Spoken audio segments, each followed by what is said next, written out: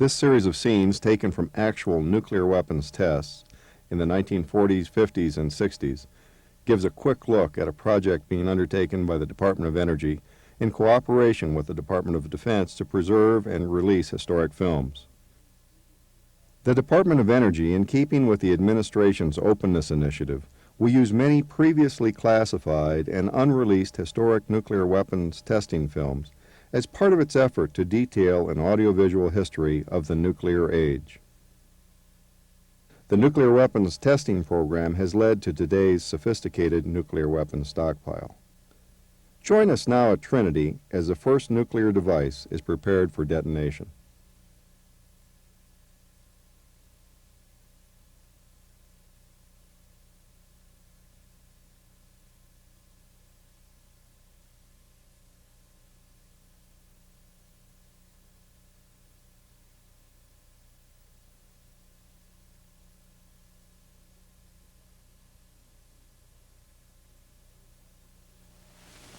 Anchored in the sheltered waters of the Bikini Lagoon below is an array of almost every type of naval vessel used in the past war.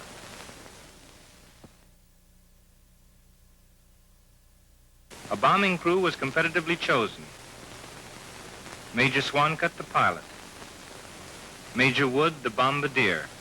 The B-29 Dave's Dream would carry them to the target. The bombing plane is nearing the target with its escort of photographic planes. There's the target.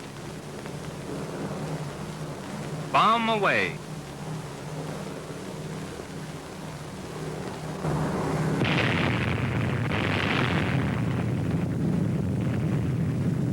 There it goes. The fourth atomic bomb has been successfully detonated. First you see a blinding flash. Then comes the hemispherically shaped cloud that expands rapidly just behind the initial pressure wave. After the smoke clears, the characteristic mushroom cloud begins to form and shoot skyward.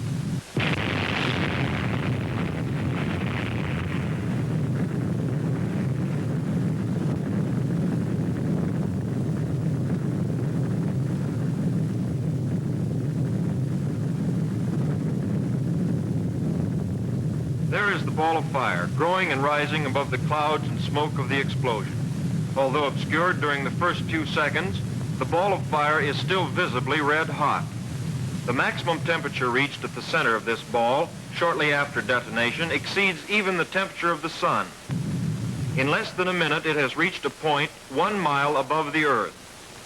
Although a beautiful sight, this swirling, boiling mushroom cloud is certain death to any living thing which approaches too close to its edge.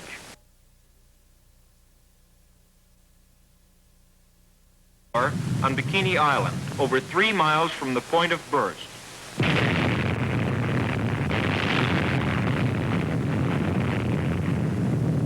On the water, you can see the shock wave coming toward the camera. Watch those palm trees in the foreground.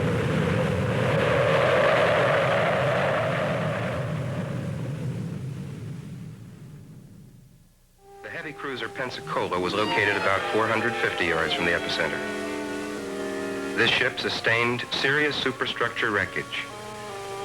Both stacks were a total wreck, and numerous other topside structures were badly damaged.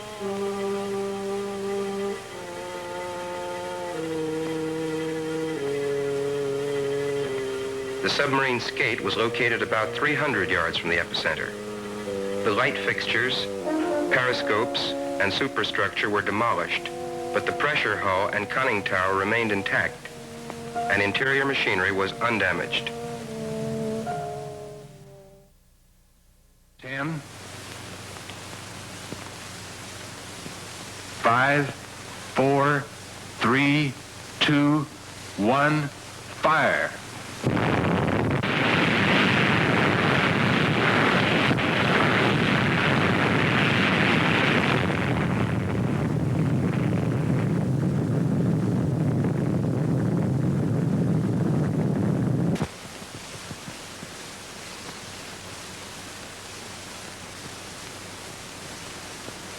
These pictures of the ascending water column show the expanding cloud of spray at the base of the column moving outward and enveloping the ships in the target array.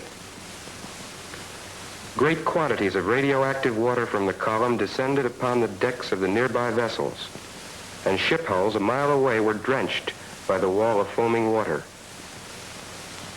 Photographic tower on Bikini shows the column composed of millions of tons of water rising at an initial rate exceeding the speed of sound. The water and spray from the explosion will fall for several minutes. Here again is an excellent photographic portrayal of the boiling, foaming wall of water engulfing the ships in the foreground. This highly lethal spray was intensely radioactive.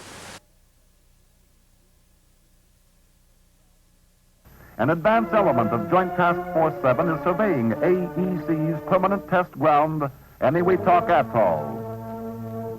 More than 4,500 miles west of the California coast,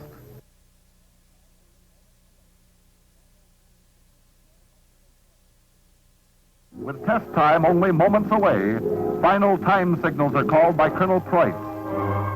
Split-second separators from the detonation.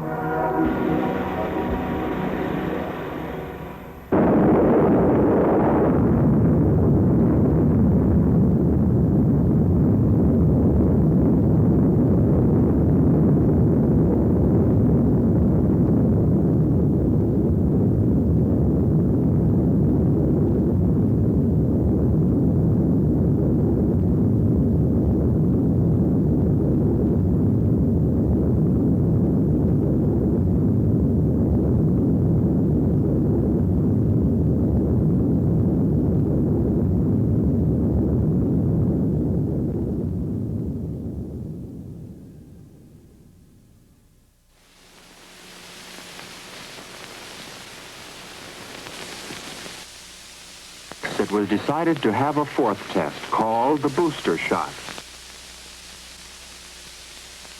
and was detonated on a 200-foot tower. Booster was then ready for detonation. Now for a look at the booster shot.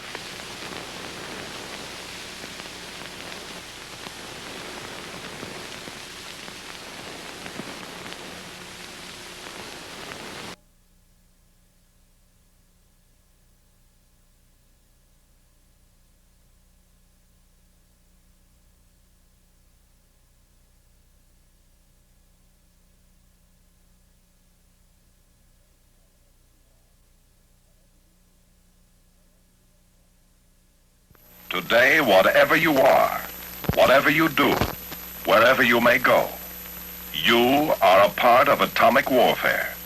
It involves you, personally, in laboratories and in the field, in little-known places and ways. Units of the defense establishment of the United States are learning to work with atomic weapons, learning to strike, learning defense against the effects of atomic weapons. Blast, heat, light, radiation. Military units work continuously with the laboratories of the Atomic Energy Commission and their new weapon ideas. The services devise handling equipment and techniques that are practical and delivery methods that are deadly under any and all conditions of weather and warfare. 13 minutes from now, this airplane is going to drop an atomic bomb on your country. You will see it happen. Fall 1950. A fierce international war rips through a small country on the North Yellow Sea called Korea. Russia has successfully detonated an atomic bomb. Now the Alamogordo of the Ural Valley is a fact. Now more than ever before, the balance of international power rests with atomic energy, with weapons moving steadily from assembly line to stockpile, moving to hidden subterranean vaults to be stored, ready and waiting. But stockpiling alone in this day and year is not enough. We need to develop and produce a greater number and variety, and possibly even more powerful atomic weapons. Weapons tailored for specialized uses and targets. The biography of every atomic cloud is essentially the same. The intense heat and violence of the fireball as it sears the sky causes the spectacular and colorful rust-like condition in the air around it. As the fireball cools, an enormous vacuum and afterwind is created, causing the desert floor to rise up into the cloud itself, to form the characteristic mushroom stem. The cooling also sets up a rapid condensation in the air around the fireball that sometimes produces layers of ice crystals, literally an ice cap. Knowledge gained on previous nuclear weapons tests has produced the theory that once the cloud has formed and stabilized in the sky, the vitally significant fission products in so-called unburned fission fragments don't distribute themselves evenly, but tend to collect in very large, invisible pockets, hot pockets, or cells inside the cloud. The particles that are suspended in these nebulous cells indicate many things that happen inside the bomb, as well as the efficiency of the fission reaction. So attempting to locate the cells and collect samples from them is a mission of the highest priority.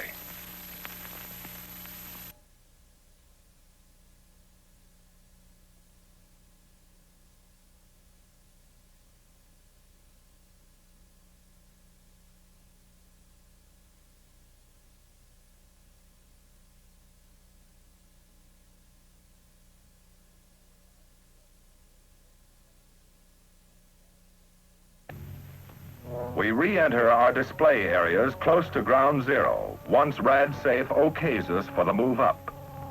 Since the biggest value of the operation is for us to prove to ourselves that it can be done and find any weak points in the training, psychiatrists are with us to study our reactions before, during, and after the experience.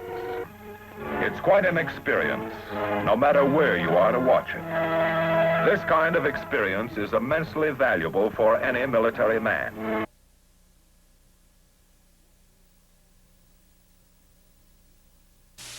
Participation in Cactus supplied low-yield coral soil data for comparison with results obtained in Nevada soil from shots of similar yield. COA provided high-yield data for comparison with the low-yield cactus data obtained in similar soil. Successful measurement of neutron flux and spectra were made for a number of ranges. In the structural effects studies on the B-52, sufficient data were collected to substantiate a correlation between measured and analytical responses. This will establish a workable and reliable side load computation procedure. Yucca, the first of the 3 high-altitude shots, was prepared and launched from the flight deck of the aircraft carrier USS Boxer. At 1125 hours on 28 April, when the Yucca balloon was released, the USS Boxer was operating about 90 nautical miles northeast of Nan Island, Bikini Atoll, maintaining a deck wind velocity of near zero. 2.5 hours later, 1440 hours, at an approximate altitude of 85,000 feet, Yucca was detonated by radio command signal. Failure of the telemeter command transmitter to activate the canister instruments prior to burst time resulted in almost complete loss of data from the balloon dragline equipment. The aircraft-mounted instrumentation provided excellent data. The Teak and Orange missile shots were fired from Johnston Island, about 720 nautical miles southwest of Honolulu. Each device was sent aloft by an Army Redstone missile. Attached to each missile were 4 pods, released during the acceleration phase of the Redstone. 3 of the pods contained telemeter-equipped instrumentation for the nuclear program. The 4th pod, programmed to be closest to the detonation, was utilized primarily for studying the vulnerability of ICBM structural materials.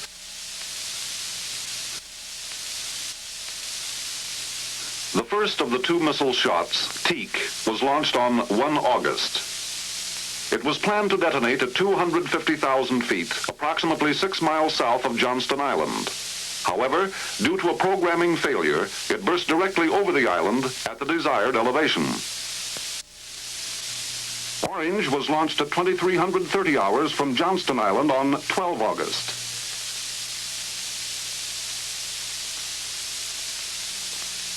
was detonated at an altitude of 141,000 feet, approximately 26 miles south of the island.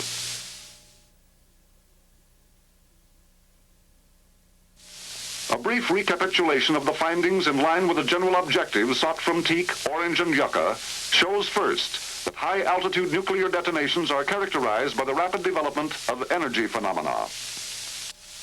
Most spectacular was the extent of the fireball growth on teak, the highest of the three shots, a diameter of 10 miles in 10 milliseconds, accompanied by a striking visual aurora.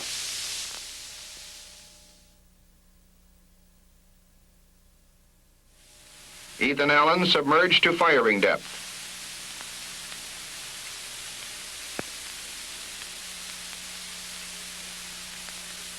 And there it goes. Polaris on the way with a nuclear warhead.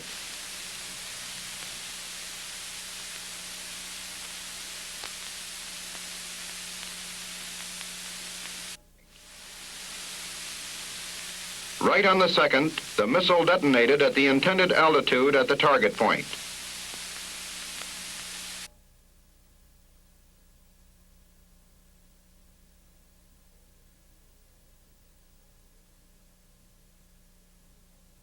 Service ASROC missiles with nuclear warheads were taken aboard the designated firing ship, the destroyer Agerholm, and her backup, the destroyer Richard B. Anderson, and were stowed in their launchers by the ship's regular ASROC crews. Intensive preparations stressed the most advanced safety and protective measures.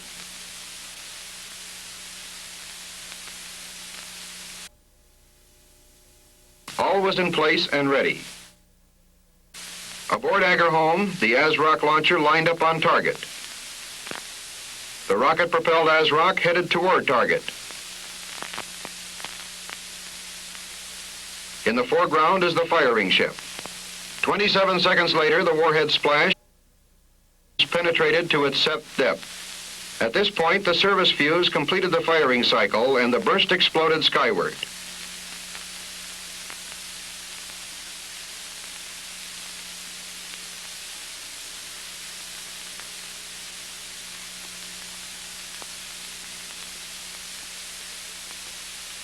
As the burst fell back, the base surge formed. A heavily radioactive cloud of spray and mist which spread to nearly 1 mile in radius. A few seconds later, the detonation bubble collapsed. This caused a new plume to be thrust upward through the primary cloud.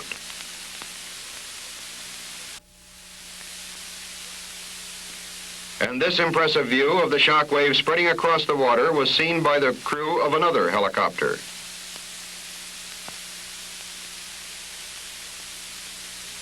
Beneath the sea, the crew of Razorback experienced the effects of the shock wave in a strong shaking that lasted for 45 seconds. One of the prime missions of tactical aircraft is the delivery of nuclear weapons following a low-level approach to the target. The methods selected for delivery and escape will determine the success of the mission as well as the safety of the pilot and the aircraft. This is an actual retarded lay-down delivery using a practice weapon. Aiming through the gun sight is accomplished with the sight depressed. When the pipper crosses the target, the weapon is pickled manually. Lay-down is a very accurate method of delivery. Just before the weapon is to detonate, the airplane is pulled into a 15-degree climb with the tail toward the blast. With the thermal shield closed, this attitude provides maximum protection from weapon effects. The weapons are being loaded aboard the aircraft. In this case, both weapons are B-43s.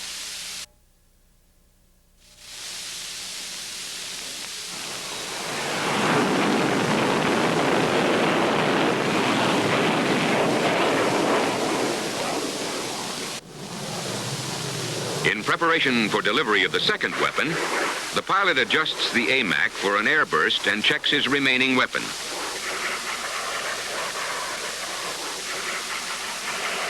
He also selects loft on the CP-741. Because this is to be a loft delivery, when the IP is crossed, the bomb release button is depressed and held. This starts the computer.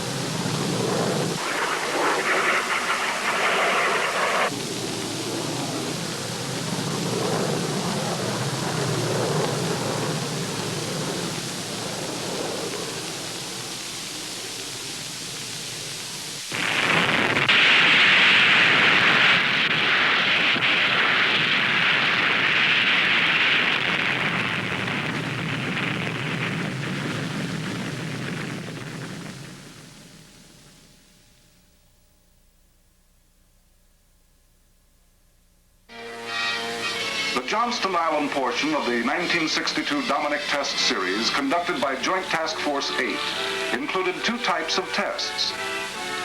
One involved a number of high-altitude nuclear detonations carried aloft by various missiles launched from the island, and the other was a group of 5 airdrops over the ocean clear of the island, but within the Johnston Island danger area.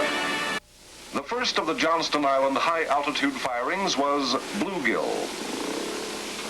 Ignition of the propulsion system appeared normal. And liftoff was as programmed.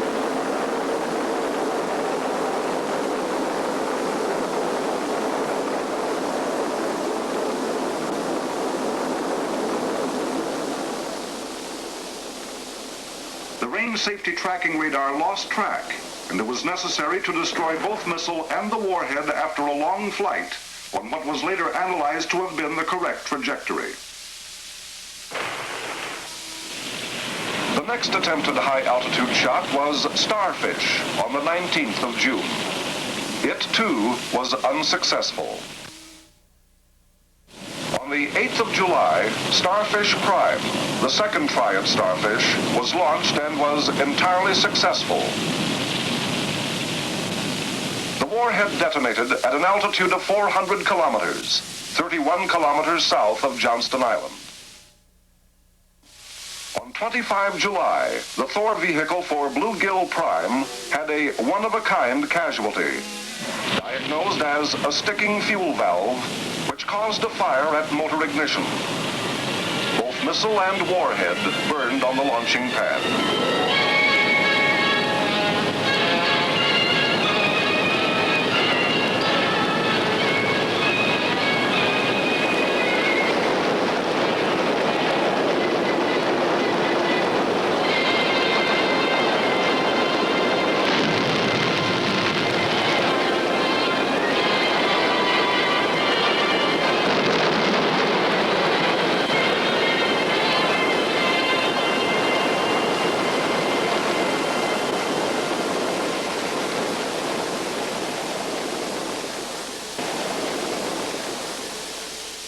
Damage to the pad was extensive, as could be plainly seen next morning.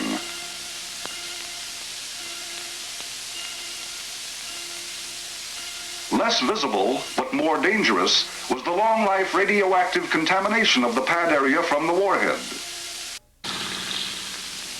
The remaining 4 events, Checkmate, Bluegill Triple Prime, Kingfish, and Tightrope, were all successful. In flight, the pilot will select an arm position. At release, a pulse of current is transferred from the aircraft to ignite the pulse thermal batteries. The parachute is deployed. With over 6,500 aging classified nuclear weapons development films located on Kirtland Air Force Base, Albuquerque, New Mexico, and a smaller number at Albuquerque's Pantex plant near Amarillo, this joint Department of Defense and Department of Energy effort will preserve and allow appropriate release of this valuable historic information.